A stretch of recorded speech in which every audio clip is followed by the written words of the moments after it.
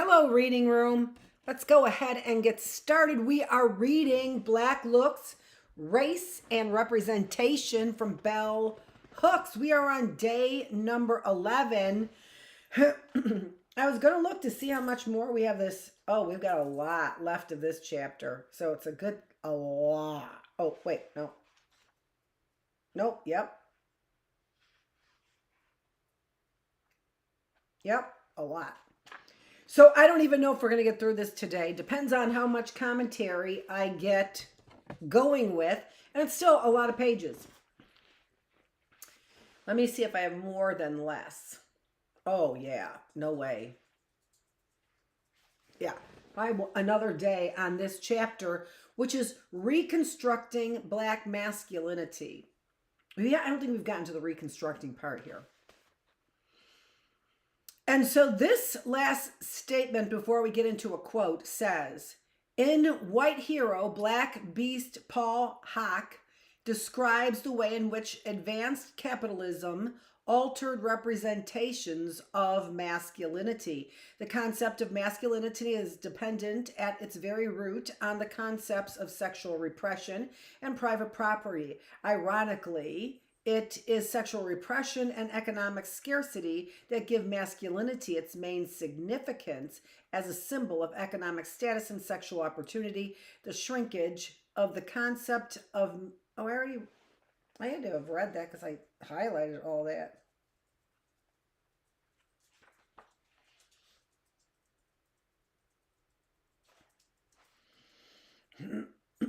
All right, so I must be here. Oh, I was supposed to look up Barbara Ehrenreich. And I didn't. German Nazi. Ehrenreich describes rites of passage in the 1950s, which led white men, and didn't we already say this too? No, we didn't. Which led white men away from traditional nonconformity into a rethinking of masculine status. Not every would-be male rebel had the intellectual reserves to gracefully with the passage of the decade. They drank beyond excess, titrating gin with coffee in their lunch hours, gin with Alka-Seltzer on the weekends. They had stealthy affairs with secretaries and tried to feel up their neighbors' wives at parties. They escaped into Mickey Spillane mysteries where naked blondes were routinely perforated in a hail of bullets, or into westerns where there were no women at all and no viable sources of white-collar employment. And some of them began to discover an alternative, or at least an entirely new style of male rebel who hinted seductively that there was an alternative. The new rebel was the playboy. Even in the restricted social relations of slavery, black men had found a way to practice the fine art of phallocentric seduction. Long before white men stumbled upon the playboy alternative, black vernacular culture told stories about the non-working man with time on his hands who might be seducing somebody else's woman. Blues songs narrate the playboy role. Ehrenreich's book acknowledges that the presence of black men in segregated black culture and their engagement in varied expressions of masculinity influenced white men. The beast hero, the male rebel who actually walks away from responsibility in any form, was not a product of middle-class angst. The possibility of walking out without money or guilt and without ambition other than to see and do everything was not even imminent in the middle class culture of the early 50s. The new bohemianism of the Beats came from somewhere else entirely, from an underworld and an underclass invisible from the corporate Crystal Palace or suburban dream houses. So that was a quote. Alternative male lifestyles that opposed the status quo were to be found in black culture. White men seeking alternatives to a patriarchal masculinity turned to black men, particularly black musicians. Norman Podhoritz's 1963 essay, My Negro Problem and Ours, names white male fascination with blackness and black masculinity. Quote, just as in childhood I envied Negroes for what seemed to be their superior masculinity, so I envy them today for what seems to be their superior physical grace and beauty. I have come to value physical grace very highly, and I am now capable of aching with all my being when I watch a Negro couple on the dance floor or a Negro playing baseball or basketball. They are on the kind of terms with their own bodies that I should like to be on with mine, and for that precious quality, they seem blessed to me.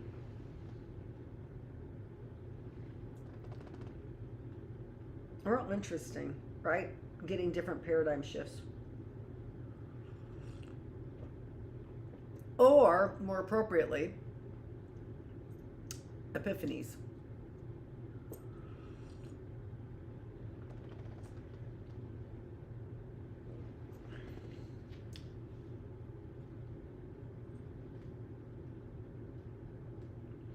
Black masculinity, as fantasized in the racist white imagination, is the quintessential embodiment of a man as outsider and rebel.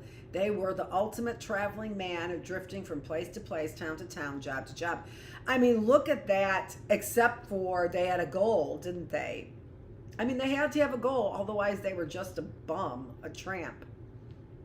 Using language from Reader's Digest, 1937. But take a look at that character that Jamie Foxx plays in the Western. Woo!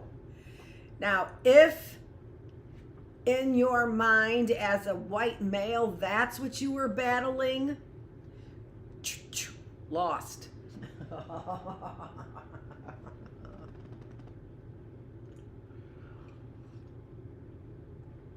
And that competition right there, you couldn't win. And in your own ranchero, that would kind of suck.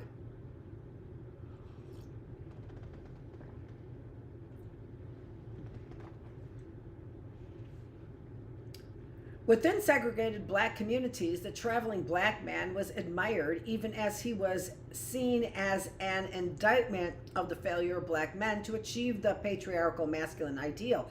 Extolling the virtues of traveling black men in her novels, Toni Morrison sees them as truly masculine in the sense of going out so far where you are not supposed to go and running toward confrontations rather than away from them. This is a man who takes risks, what Morrison calls a free man. Quote, this is a man who is stretching, he's stretching. He's going all the way within his own mind and within whatever his outline might be. Now, that's the tremendous possibility for masculinity among black men, and you see it a lot. They may end up in sort of 20th century contemporary terms being also unemployed. They may be in prison. They may be doing all sorts of things, but they are adventuresome in that regard. Within white supremacist capitalist patriarchy, rebel black masculinity has been idolized and punished, romanticized, yet vilified. Though the traveling man repudiates being a patriarchal provider, he does not necessarily repudiate male domination. Collectively, black men have never critiqued the dominant culture's norms of masculine identity, even though they have reworked those norms to suit their social situation. Black male sociologist Robert Staples argues that the black male is in conflict, quote, in conflict with the normative definition of masculinity. Yet this conflict has never assumed the form of complete rebellion, assuming that black men are crippled emotionally when they cannot fully achieve the patriarchal ideal. Staples asserts This is a status which few, if any, black males have been able to achieve. Masculinity, as defined in this culture, has always implied a certain autonomy and mastery of one's environment. Those staples suggests the black male has always had to confront the contradiction between the normative expectation attached to being male in the society and proscriptions on his behavior and achievement of goals. Implicit in his analysis is the assumption that black men could only internalize this norm and be victimized by it. Like many black men, he assumes that patriarchy, sorry, I thought it was an L-Y, eyeballs, that patriarchy and male domination is not a socially constructed social order, but a natural fact of life. He therefore cannot acknowledge that black men could have asserted meaningful agency by repudiating the norms white culture was imposing. So that's kind of an interesting flip on things, right?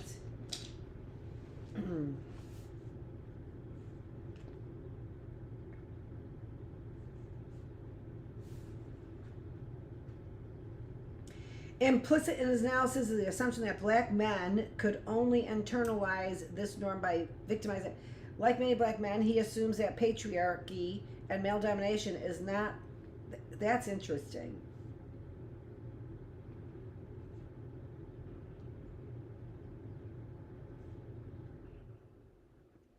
Like many black men, it's a fact of life, a natural order. He therefore cannot acknowledge that black men could have asserted meaningful agency by repudiating the norms white culture was imposing. These norms could not be repudiated by black men who saw nothing problematic or wrong-minded about them. Staples, like most black male scholars writing about black masculinity, does not attempt to deconstruct normative thinking. He laments that black men have not had full access to patriarchal phallocentrism. Embracing the phallocentric ideal, he explains black male rape of women by seeing it as a reaction against their inability to be real men, i.e., assert legitimate domination over women. So that's the definition then of real men. How much domination can you assert over women? And that's patriarchy. And so that really has nothing to do with color, and you're either in or you're out. And you know, so that's you know, you have to applaud her for really turning the tide on the topic of the book. But she doesn't fool anybody because she says it right at the very beginning. The first thing out of her mouth was that. It was worse to be female than it was to be black.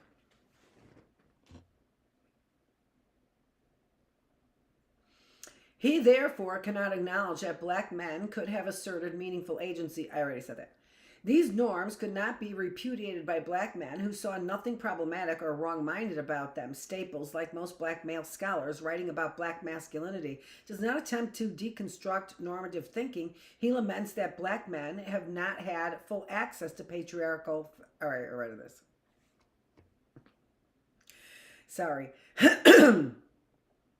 Here we go. Explaining rape, Staples argues, in the case of black men, it is asserted that they grow up feeling emasculated and powerless before reaching manhood. They often encounter women as authority figures and teachers or as the head of their household. Now, that doesn't really matter, but what matters is whatever narrative you put on that awkward feeling of puberty. Probably all males feel right there, emasculated and powerless before reaching manhood. That's because we have reached our common sense level long before you have.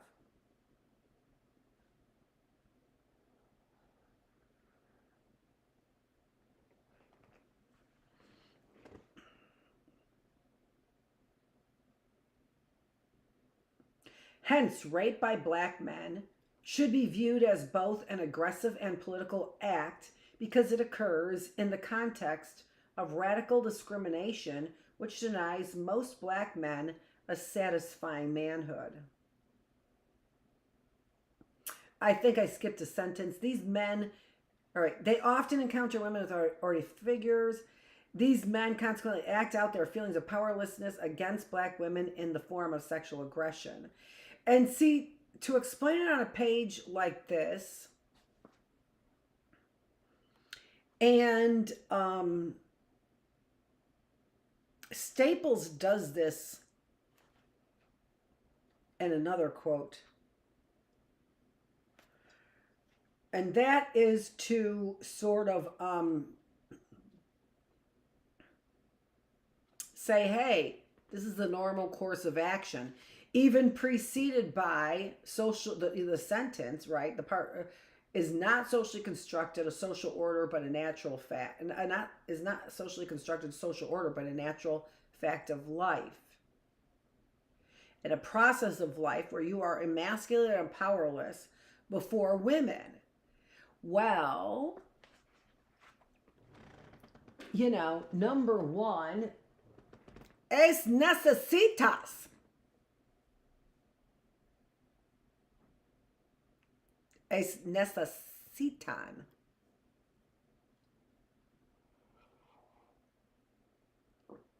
And that's the reason why there is an inborn kind of attachment to this. It is a natural order for women to mature before men.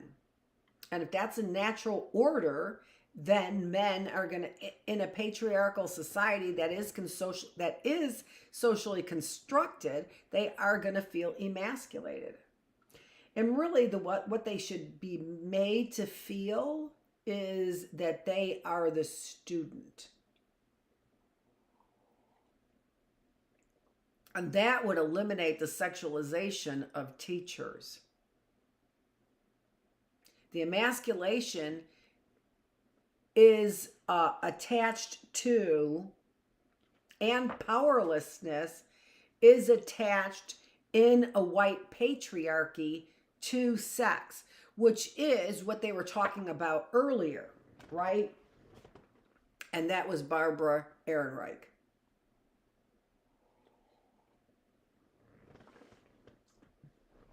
So, let me look up what she said before I go and applaud her, but that's what she said. Okay. But again, and I was looking up Staples' first name over here, putting it out on a page, in my mind, gives that layer of authenticity to what was being proclaimed. Staples does not question why black women are the targets of black male aggression if it is white men, and why a white racist system which prevents them from assuming the patriarchal role. Given that many white men who fully achieve normal masculinity rape,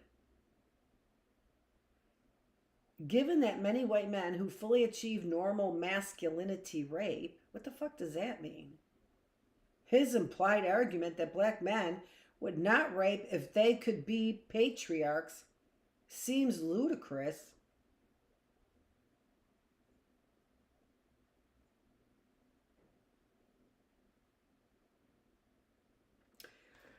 Okay, that's just a comma right there. And I want to reread that one more time.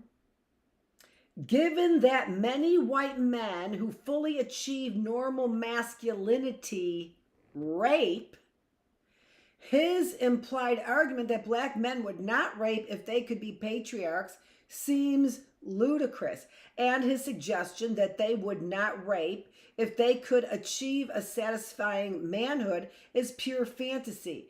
Given the context of this paragraph, it is safe to assume that the satisfying manhood he evokes carries with it the phallocentric right of men to dominate women, however benevolently.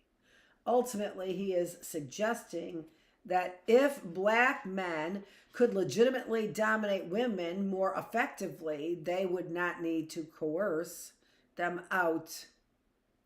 outside the law. They would not need to coerce. So this really, that is the definition of patriarchy, folks, right there. And it is the definition of the kind of Sharif law that we've been talking about for a very, very long time.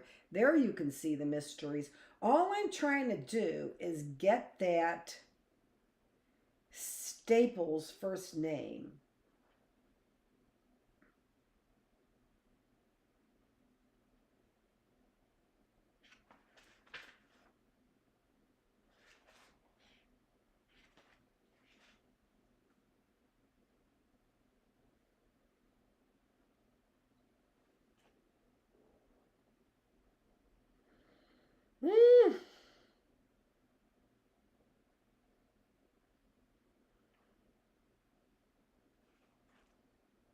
I don't know, but it's weird. It's just weird.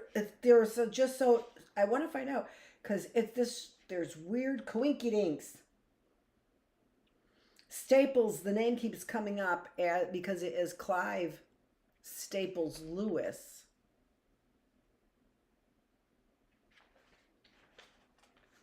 And this is an interesting perspective. Let's find out a little bit more about this guy. That's what I'm saying.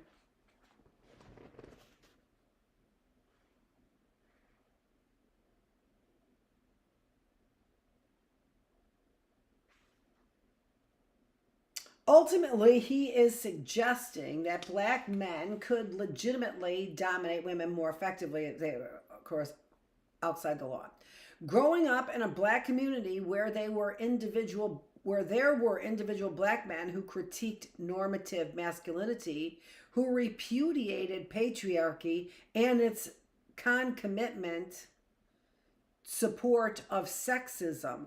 I fully appreciate that it is a tremendous loss that there is little known of their ideas about black masculinity. Without documentation of their presence, it has been easier for black men who embrace patriarchal masculinity, phallocentrism, and sexism to act as though they speak for all black men, since their representation of black masculinity are in complete agreement with white culture's assessment. They do not threaten or challenge white domination.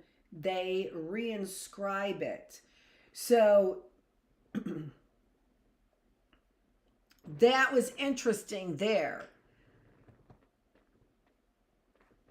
There is little known about these identities of the black men who are against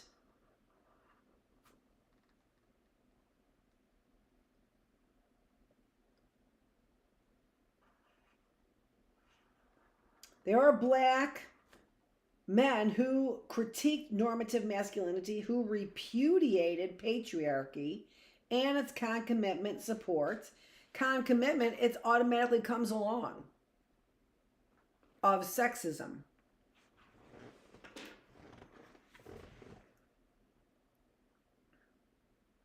Contemporary Black Power movement made synonymous Black liberation and the effort to create a social structure wherein Black men could assert themselves as patriarchs controlling community, family, and kin. On one hand, Black men expressed contempt for white men, yet they also envied them their access to their access to patriarchal power.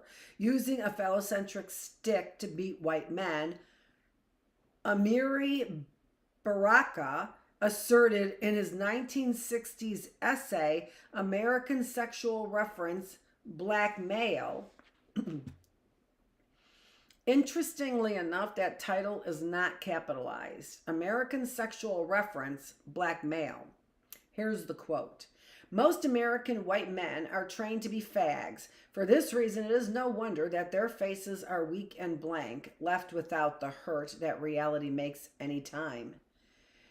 That red flush, those silk blue faggot eyes, they are the masters of the world, and their children are taught this as God's fingerprint, so they can devote most of their energies to the non-realistic, having no use for the real. They devote their energies to the non-physical, the non-realistic, did I already say that? And become estranged from them. Even their wars move to the stage where whole populations can be destroyed by pushing a button. Can you for a second imagine the average middle-class white man able to do somebody harm alone without the technology that at this moment still has him rule the world? Do you understand the softness of the white man, the weakness? This attack on white masculinity and others like it did not mean that black men were attacking normative masculinity. They were simply pointing out that white men had not fulfilled the ideal. It was a case of, will the real man please stand up? And when he stood up, he was, in the eyes of Black Power movement, a black male. The phallocentric idealization of masculinity is most powerfully expressed in the writings of George Jackson. Throughout Soledad Brother, he announces his uncritical acceptance of patriarchal norms, especially the use of violence as a means of social control, critical of nonviolence as a stance that would unman black males. He insists, quote, the symbol of the male here in North American has always been the gun, the knife, the club. Violence is extolled at every exchange, the TV, the motion picture, the bestseller list. The newspapers that sell best are those that carry the boldest, bloodiest headlines and most sports coverage.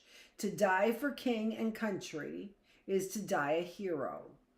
Jackson felt black males would need to embrace this use of violence if they hoped to defeat white adversaries, and he is particularly critical of black women for not embracing those notions of masculinity. You know what? Bullshit, because the minute that a black woman does, her face is in the cement, and there is nothing more atrocious than a man who has that kind of violence towards a woman. There really isn't. There just isn't, because their child grows up then with hate. There is nothing more stifling than to anyone than to view that.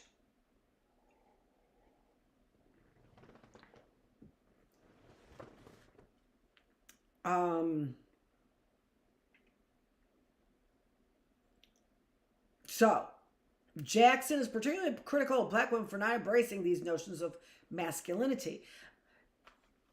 Then when I open up my mouth, that means you stand up and fight.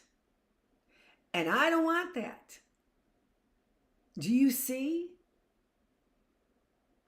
I can't take it. My stomach can't take it. The mental imagery of all that, I can't take it. Quote, I am reasonably certain that I draw from every black male in this country some comments to substantiate that his mother, the black female, attempted to aid his survival by discouraging his violence or by turning it inward. Well, you know, turning it inward isn't purposeful. But what else are you going to do with in the face of that kind of violence? I mean, you know, then that becomes the threshold. The threshold is how much violence are you willing to perpetrate And then the surrounding people, how much violence are you willing to give life to in your spirit, in your being? I mean, because the word I was thinking was imagery, right? You give life to the imagery is what you do, because there it is in front of you. And now it is forever. So you give life to the imagery, not on purpose. That other person gave life to all that imagery, right?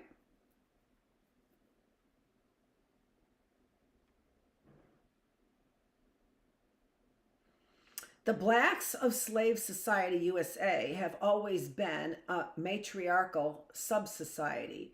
The implication is clear. Black mama is going to have to put a sword in that brother's hand and stop that be a good boy shit.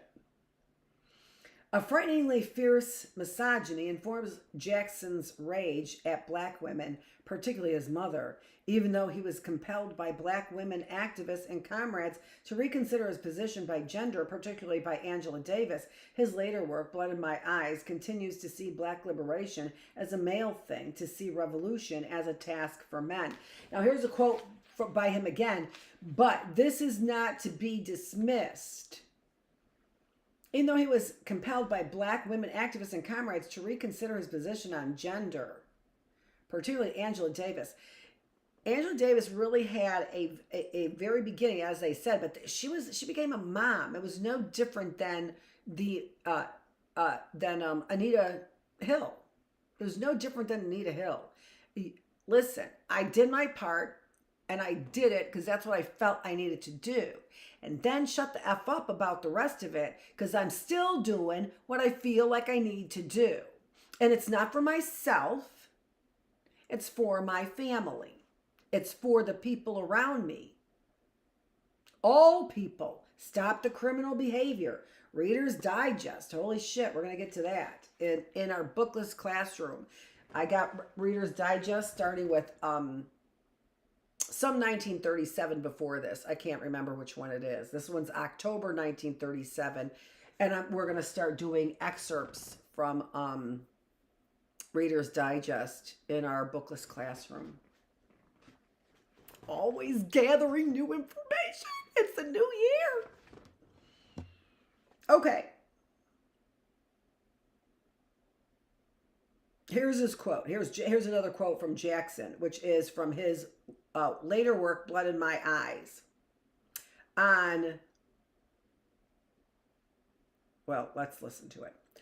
At the end of this massive collective struggle, we will uncover a new man, the unpredictable culmination of the revolutionary process. He will be better equipped to wage the real struggle, the permanent struggle after the revolution, the one for new relationships between men.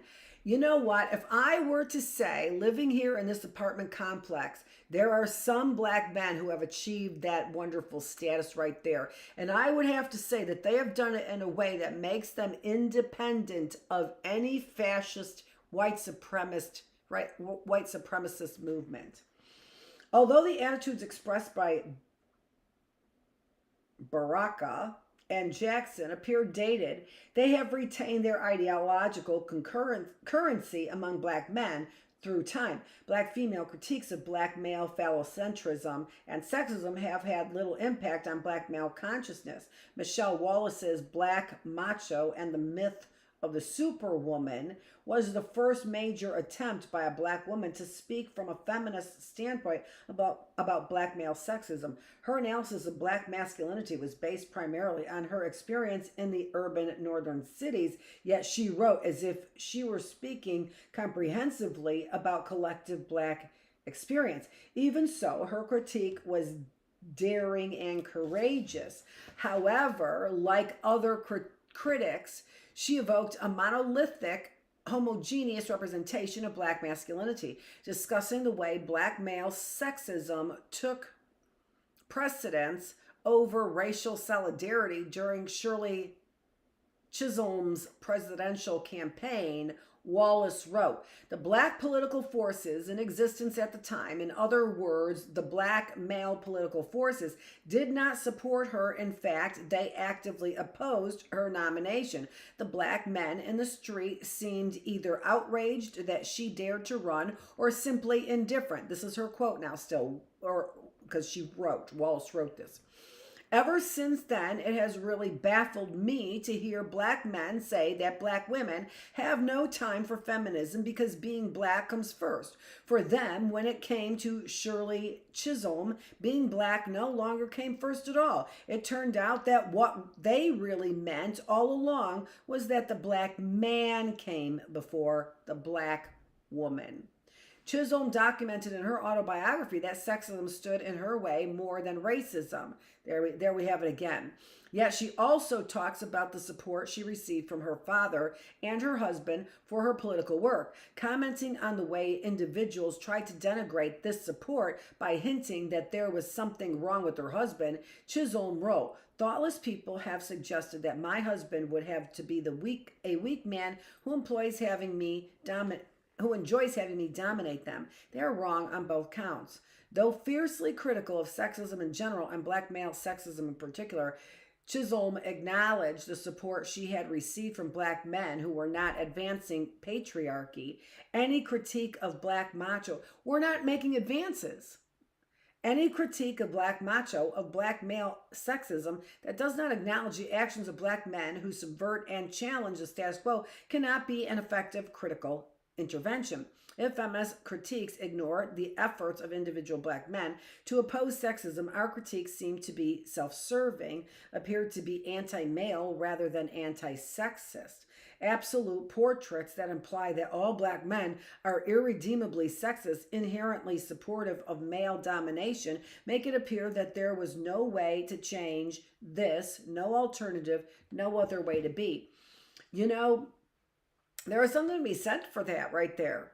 Because really, black men have tried to break this barrier in so many different ways, right? From the right side, from the wrong side, from cinema, from staying out of cinema, from every angle they possibly could, and this barrier still exists. So, yeah, absolute portraits that imply that all black men are irredeemably sexist, inherently supportive of male domination, make it appear that there is no way to change this. No alternative, no other way to be. When they do stand up and what? Put a hoodie on? Why, that motherfucker. I told him to put that hoodie down, motherfucker.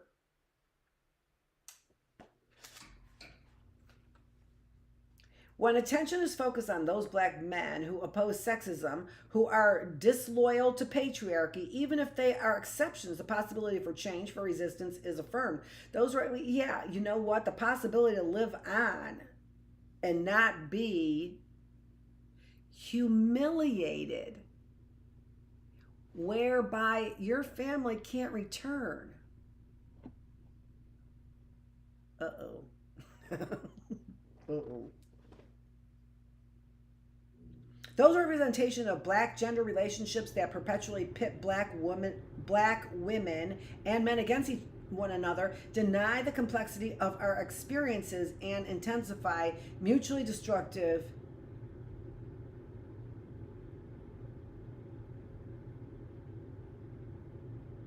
I don't know what this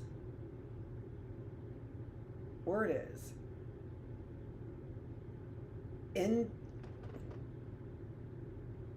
I don't know what the letters are. Let's start right there. Internecine gender conflict. Or intimecine, but I don't think it is. I think it's an R and an N. More than 10 years have passed since Michelle Wallace encouraged black folks to take gender conflict as a force that was undermining our solidarity and creating tension. Without biting her tongue, Wallace emphatically stated, and here's a quote, I am saying, among other things, that for perhaps the last 50 years, there has been a growing distrust, even hatred, between black men and black women. It has been nursed along not only by racism on the part of whites, but also by an almost deliberate ignorance on the part of blacks about the sexual politics of their experience in this country. The tensions Wallace describes between black women and men have not abated. If anything, they have worsened. Now, I don't know that anymore, but it just seems to not be false. I don't see encouragement, but I don't see discouragement to that statement either. In more recent years, they have taken the public form of black women and men competing for the attention of a white audience. Whether it be the realm of job hunting or book publishing, there is a prevailing sense within white supremacist capitalist patriarchy that black men and women cannot both be in the dominant culture's limelight. While it obviously serves the interests of white supremacy for black women and men to be divided from one another perpetually in conflict, there is no overall gain for black men and women. Sadly, black people collectively refuse to take seriously issues of gender that would undermine the support for male domination in black communities. Since the 1960s, black power, and if you were a scientist and you knew a lot about psychology, which much of it was known here even in the 1930s, which sounds to me like psychological science, World War I, World War II.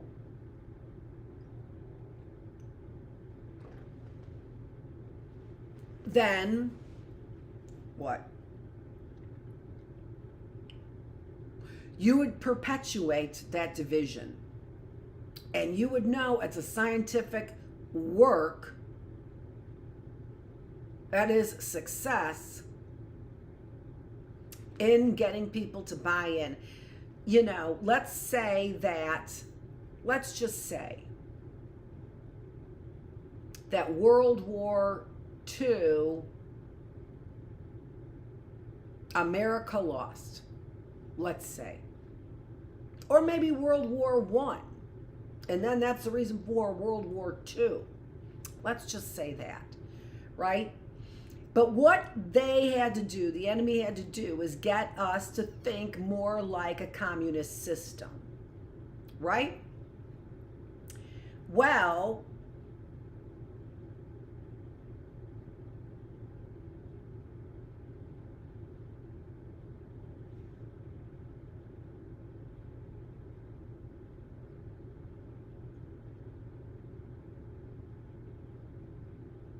splitting up the family. Well, that would be the ultimate, it seems to be the number one thing. To get people to act like sheeple, to abide by some soldier military kinds of laws, number one would be break up the family. Psychologically speaking, and I'm a doctor in psychology, in particular social psychology, that would be their number one goal. And it seems to me to always have been the number one goal of a production-minded system, which is an imperial system. There are workers and there are rulers. And that's it, right? Okay.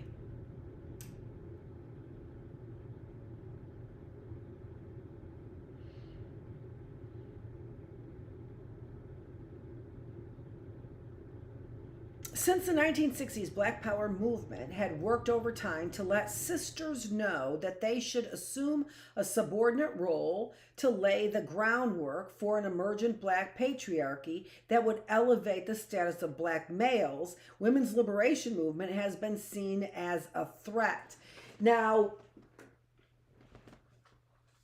I am always for the reason why I don't mind a hierarchy in my family, in my household, and and will say, leave me alone about a hierarchy here, is because I do believe that that is a natural benefit to a family. If you are the one that is always proclaiming, man, it's because of me, then there is going to be a problem. I have just always believed that. Now, again, there's strategy in messing up that hierarchy, right? Let's say scientists say, okay, white people, you keep the traditional role, black people, non-traditional roles. And we're going to create a social construct whereby that's going to be the name of the game. Well, you've got to decide whether or not what is best for the family structure, right? Keeping the family together. What is best for the family structure? How can you keep the family together, right? It's their first mission, destroy the family ties, and the family communication. If you could scramble somebody's brain about your family looks and connection, number one goal of an invading army is going to be to break the family connections at every dimension. Consequently, black women were and are encouraged to think that any involvement with feminism is tantamount to betraying the race. Such thinking has not really altered over time. It has become more entrenched. Black people responded with rage and anger to Wells's book, charging that she was a puppet of white feminists who were motivated by vengeful hatred of black men, but they never argued that her assessment of black male sexism was false. And here's the thing, that are motivated by vengeful hatred of black men. White women are not motivated by vengeful hatred towards black men. They might have a little bit of vengeance against the way black women treat black men. I'm just saying. Or that is a social construct. Whether it's true or not, I don't know. But I don't believe that that's true, that white feminists are motivated by vengeful hatred of black men. Not if they see black men as being the model. And I mean, unless, they see it as, why would a white feminist see that as a competition to their white male unless they were also white supremacist? Right? So that is the assumption, I think, in that statement right there. That if you're supporting in any way these traditional statements,